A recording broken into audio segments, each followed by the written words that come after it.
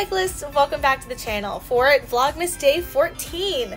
In this episode, I am going to be setting up my 2023 bullet journal with the yearly theme of weather or rain clouds. I thought this would be cool because last year I did my theme just sort of on like sprinkles, something easy that I could like try and incorporate into every month. But I figured this year I would try and actually give it a little bit more of like a cohesive theme that I could do a couple of doodles with for the pages and just sort of make it feel very, you know, like a brand new start in a brand new journal. So as you can see, I'm using the Use and Twos bullet journal set. It was only like $25 on Amazon, but I love the quality of this journal. The pages are super thick. It's 160 paper. It's an A5 bullet journal. So I just really love the feel of this journal, so I was so excited to use it. It even has the same sort of moon and star design as my journal from last year does, because I really just wanted to keep it all cohesive. But this time, as you might have seen in the intro, it is more of a light green or pastel green color. I figured I would try something new this year. So as you can see, I am painstakingly trying to fill in this entire page with gray marker. I was originally going to use Posca's, but then I figured that, you know, for some of the other designs later in this setup, the Posca would be a little bit too thick and I wouldn't be able to get the same amount of details that I would need. And I don't want to have to use, you know, multiple different materials because then you have the risk of not getting the exact same shade and then it's just a little bit off. So I just decided to go in with my gray marker and do it, but it did make the setup take a little bit longer. Fun fact about this page though, this is actually the page that I'm coloring in now currently is actually like the front page, like the, you know, it says this journal belongs to like the nameplate page, so it is a lot thicker than the actual pages, even though the pages are thicker themselves as well.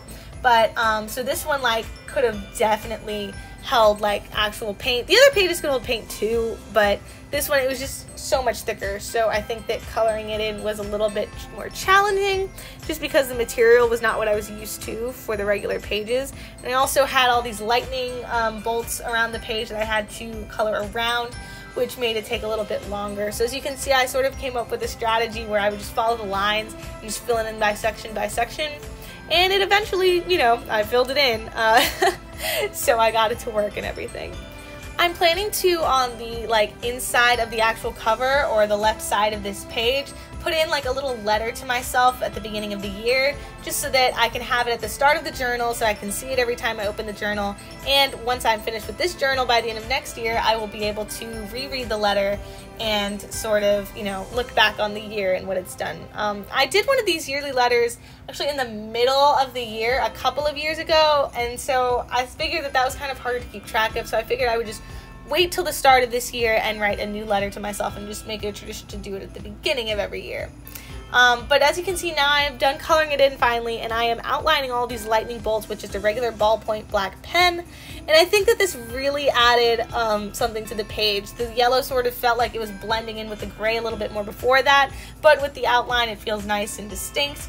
And I think it looks really cool. It turned out really cool. And I'm outlining the cloud as well, both of the clouds on the page, just to sort of give it a little bit more of a distinction and you know, difference from the back of the page. But now we are flipping over and we are on this new spread that I'm doing this year, including this year. It is Theme at a Glance for 2023. I had a version of this in my last journal where I would sort of just use my future log, which you'll see in a second, which if you don't know is just like one giant log with the calendars for every month of the upcoming year that you can just write down like future events. Because it's a bullet journal and you don't set up every single month in advance, this is a great way to put down events that you know are going to be happening in a few months or later down at the end of the year. You can just have a place for that. But I used to sort of have a box for the title of each month, and I would put a little representation or doodle of the theme that I did for that month in that box. But I figured this time I should actually try and give it like a distinct feel, so I made these nice and big boxes so that way each month after I decide what my monthly theme is, I can put a little representation in this box and just see them all together. I just think it's really cool. And I added a little drop shadow with the gray there, which I think just makes the boxes feel a little bit more 3D, and it's just a small touch that I've like learned this year that I've been using all the time for any boxes that I've been drawing, because I really think it adds a nice little touch. And then it was sort of lacking the space down there when I wrote my title, so I just added a little rain cloud and underlined it with that yellow marker. And on the left page, so they give us a key page. The traditional bullet journal method has different like symbols and colors you can use to, you know, talk about different tasks and events, but I find that I don't really like to use a key with the same colors anyway because each month has a different theme. So I decided to just cut the key page out, and as you can see, I'm really struggling here trying to get the remnants of that page to come out. I do have an X-Acto knife, but I just did not think about it at the time of filming this, so I went in after recording and just sort of cleaned that up a bit, but I'm just trying to tear off all the pieces a little bit to make it a little bit nicer. But because I took out the key page, I also took out the first page of the index. They give you 3 index pages in this journal, but I find that I only need really 2 columns or 2 pages of the index page for a regular journal. So it's a win-win situation. I can take out that page.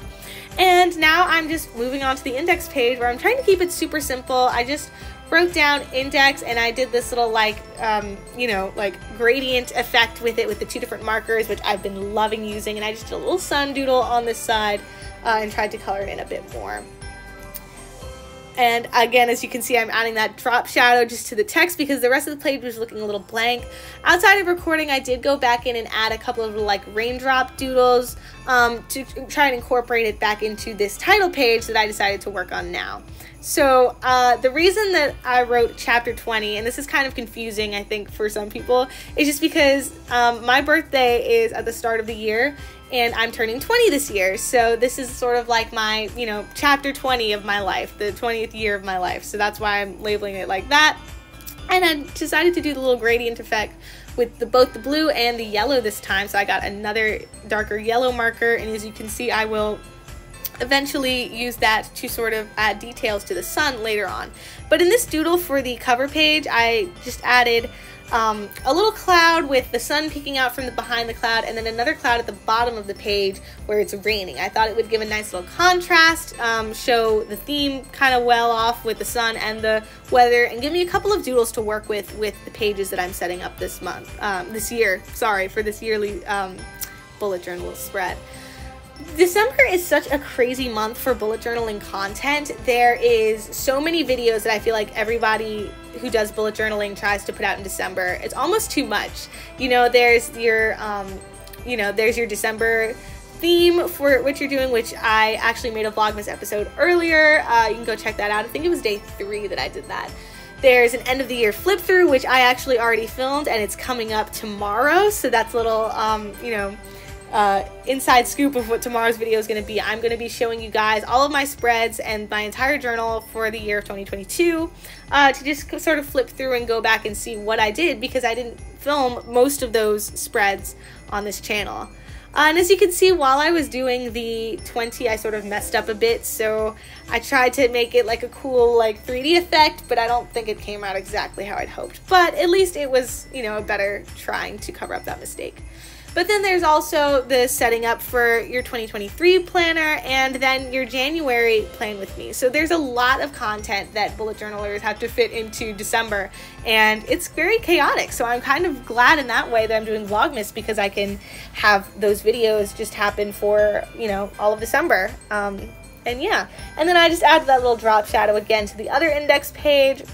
And now we are on to my future log.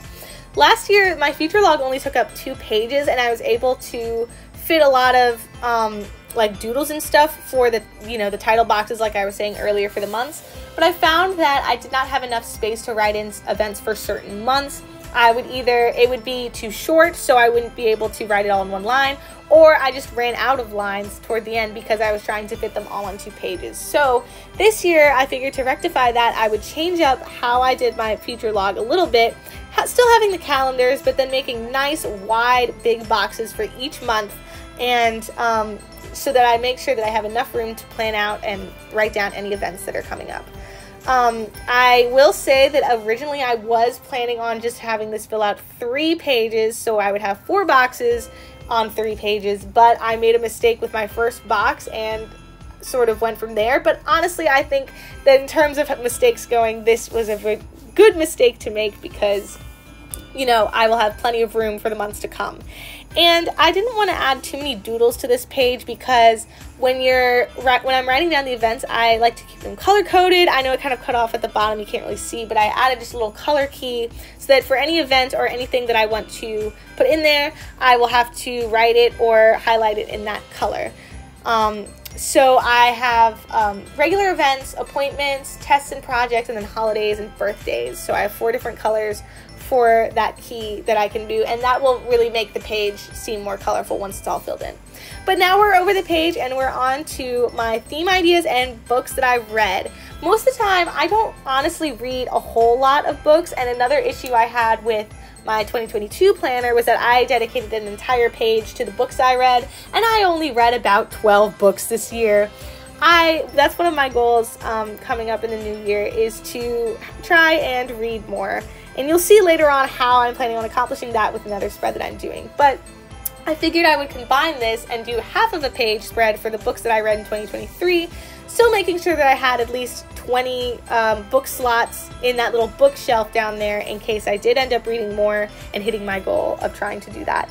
But on the top, I have just a box to write ideas for themes, because I always find that, you know, when the new month comes, sometimes I'm super motivated and have an idea and I'm inspired, and other months I find that there's nothing specifically standing out to me, so I will typically try and go through my theme ideas list and see if there's anything that I am feeling inspired by. So I like to keep a little list at the beginning of my journal just to have all of that, you know, that I can see at any time.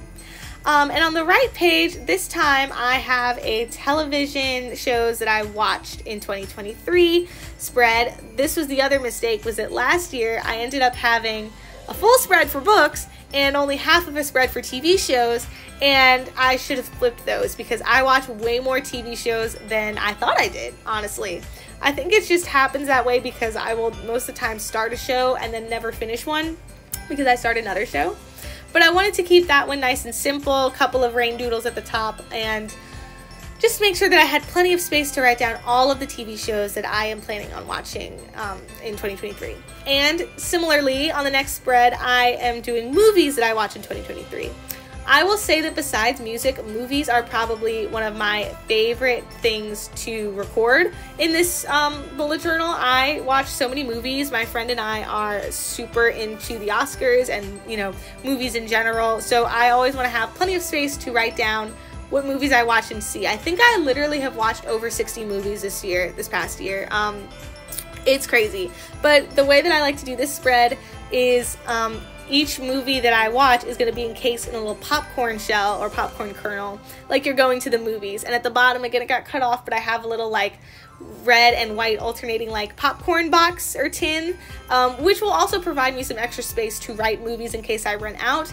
The issue I had was that last year I tried to fit this all in one spread again, but some of my popcorn boxes were just a little too small and couldn't exactly fit all of the titles of the movie. So I made them a little bit bigger this time, but because of that, I had to sacrifice how many popcorn kernels I had on the page. So I think last year I had about over 100, and this time I have about 65. So I did have to sacrifice a little in terms of how many movies, but hopefully if I am keeping up with my goal of reading more, I won't watch that many movies again this year. And worst case scenario, I can always find more space later on or during the months, the monthly spreads and everything to include any movies that may not fit on this page.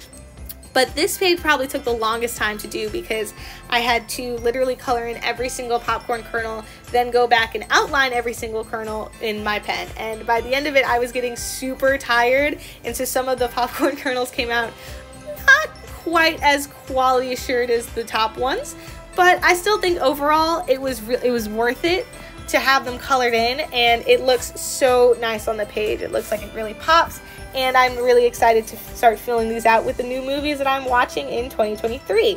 And so while I'm continuing doing that outline, I'm just going to talk about over on the right side of the page, my final spread for this video is my monthly challenges spread. This is also a completely new concept that I'm doing for my bullet journal.